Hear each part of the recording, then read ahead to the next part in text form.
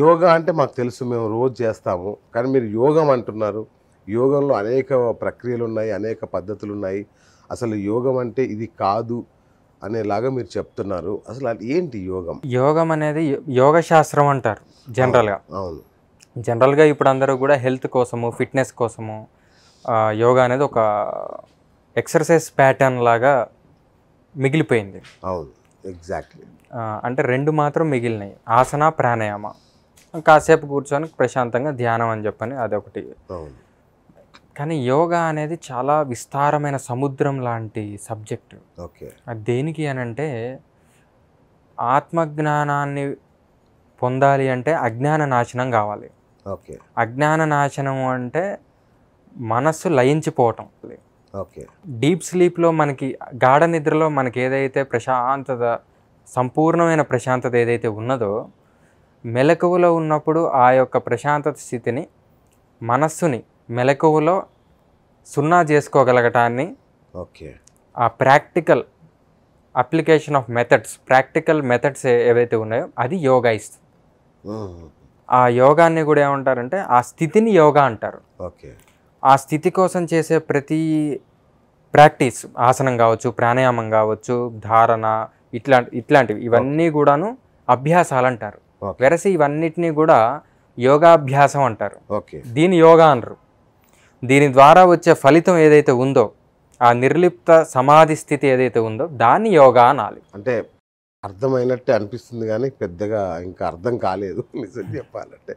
అంటే ఇంకా దీనికి ఇంకా విస్తారంగా చెప్పాలంటే ఇంకా దీనిలో ఏమేమి మార్గాలు ఉంటాయి గురుగారు ఈ యోగంలో? యోగము అది అభ్యాసం చేసే వారి యొక్క కెపాసిటీని బట్టి 4 రకాలు. ఓకే. ప్రముఖంగా ఓకే. మంత్రయోగము, లయయోగము, హఠయోగము, రాజయోగము. ఓకే. ఈ హఠయోగ, రాజయోగాన్ని రెండింటినీ కలిపి అష్టాంగ యోగము అనే ఒక పద్ధతి ఉన్నది. ఓకే.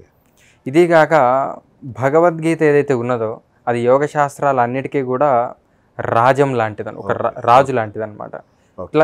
ఇట్లా యోగాలో వివిధ రకాలు ఉన్నాయి. ఓకే. ఈ మంత్రయోగాన్ని చూసుకున్నట్లయితే ఎక్కువగా శారీరక శ్రమ తీసుకోలేని పక్షంలో, కదలకుండా ప్రశాంతంగా ఒకే చోట, ఎక్కువగా శారీరక శ్రమ లేకుండా హాయిగా ఒక జపమాల తీసుకొని గురువు ద్వారా ఒక మంత్రాన్ని పొంది, ఆ మంత్రాన్ని విపరీతంగా ఎక్కువసేపు దీర్ఘకాలము ప్రతిరోజు మిస్ అవ్వకుండా రోజు జపం కొన్ని సంవత్సరాల పాటు చేస్తే ఏమిటంటే ఏదో ఒకరోజు మంత్రసిద్ధి లభించి మనస్సు లయం అయిపోతుంది. ఆ సంపూర్ణ సమాధి స్థితి అనేది వస్తుంది. ఇది మంత్రయోగం. ఓకే. లయయోగము అంటే ఇదే ఫలితాన్ని శరీరంలో కొన్ని ప్రాణవాహిక జంక్షన్స్ ఉంటాయి, అంటే ప్రాణిక్ జంక్షన్స్. ఓకే. భ్రూమధ్యస్థానం కావచ్చు, హృదయస్థానం, అనాహత చక్రము కావచ్చు, ఇట్లా రకరకాలు. వాటిలో ఏదో ఒక స్థానాన్ని ఎంచుకొని దాని మీద తదేక దృష్టి, మనసు దృష్టి రెండు కలిపితే ఏకాగ్రత. ఓకే. దాన్ని కొన్ని సంవత్సరాల పాటు అభ్యాసం చేస్తే కనుక అప్పుడు కూడా మనసు లయం పొందుతుంది. ఈ ప్రాసెస్ పేరు లయయోగ. ఓకే. ఇలా కూడా కాదు, నేను శారీరక శ్రమ కూడా ఊర్చుకోగలను, ఎట్టి పరిస్థితుల్లో దాన్ని షార్ట్కట్లో సాధించాలి అని అంటే కనుక మన శరీరంలో ఇడానాడి, పింగళనాడి అని 2 నాడులు ఉన్నాయి. ఓకే. ఈ ఇడానాడేమో చంద్రశక్తికి సంబంధించింది, ఓకే. పింగళనాడేమో సూర్యశక్తికి సంబంధించింది. ఓకే. ఈ సూర్యశక్తినేమో హ అన్నారు, చంద్రశక్తినేమో ఠ అన్నారు. ఆ రెండింటిని కలపడం హఠయోగం. ఓకే. ఓకే. ఆ ఇడానాడిని, పింగళనాడిని ఉపయోగించి వాటి మీద అభ్యాసం చేసి వాటిని బంధించి ప్రాణశక్తిని, ఈ రెండింటి మధ్యలో ఒక ఇంపార్టెంట్ నాడి ఉంది, దాని పేరు సుషుమ్న. ఆ సుషుమ్న నాడిలో కనుక ప్రాణశక్తిని ప్రవహింపజేయగలిగితే అప్పుడు కూడా ఈ లయస్థితి వస్తుందన్నమాట. ఓకే. దాని దాని పేరు హఠయోగ. అచ్చా. ఇది కాకుండా ఈ హఠయోగాలో చాలా విస్తారంగా ఉంటుంది, అది వేరే విషయం. ఓకే. ఇంకొక 4వ కేటగిరీ ఏమిటంటే రాజయోగము. ఓకే. ఇది ఇప్పటిదాకా చెప్పిన యోగాలు, మంత్రయోగం, లయయోగం, హఠయోగం వీటన్నిటికంటే కూడా కష్టతరమైనది. ఓకే. ఎందుకనంటే మిగతా మూడిట్లో కూడాను మనస్సుకి చిన్నగా స్లో ట్రైనింగ్. ఓకే. ఈ రాజయోగమే డైరెక్ట్గా మొదలు పెడితే దానికి కొంచెం అభ్యాసం చేసేవారికి విపరీతమైన మనశ్శక్తి ఉన్నవారు చేయగలిగేది మాత్రమే రాజయోగం. నాకు తెలిసి భారతదేశంలో హఠయోగంలో బాగా పేరున్న వాళ్ళలో మీరొకరు.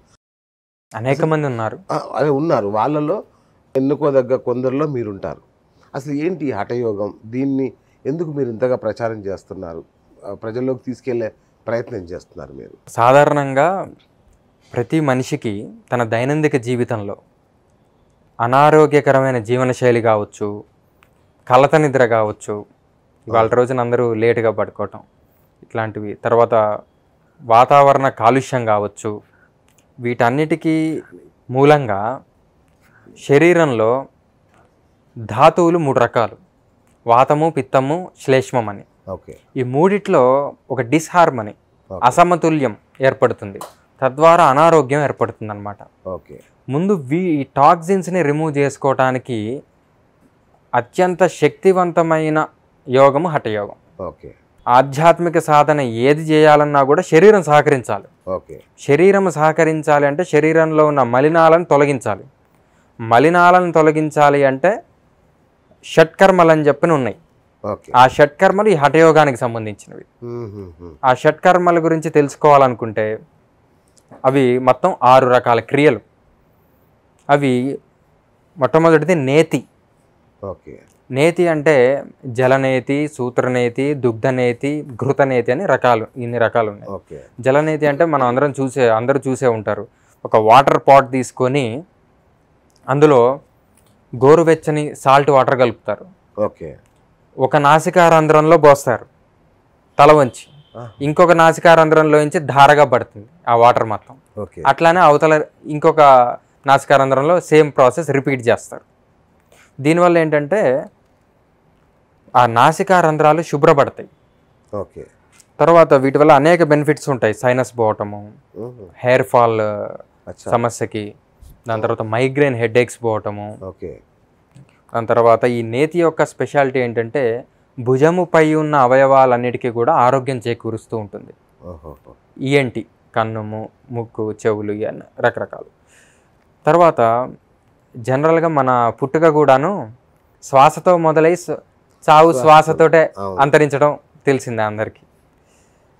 జీవితం మొత్తం శ్వాస మీదే ఆధారపడింది.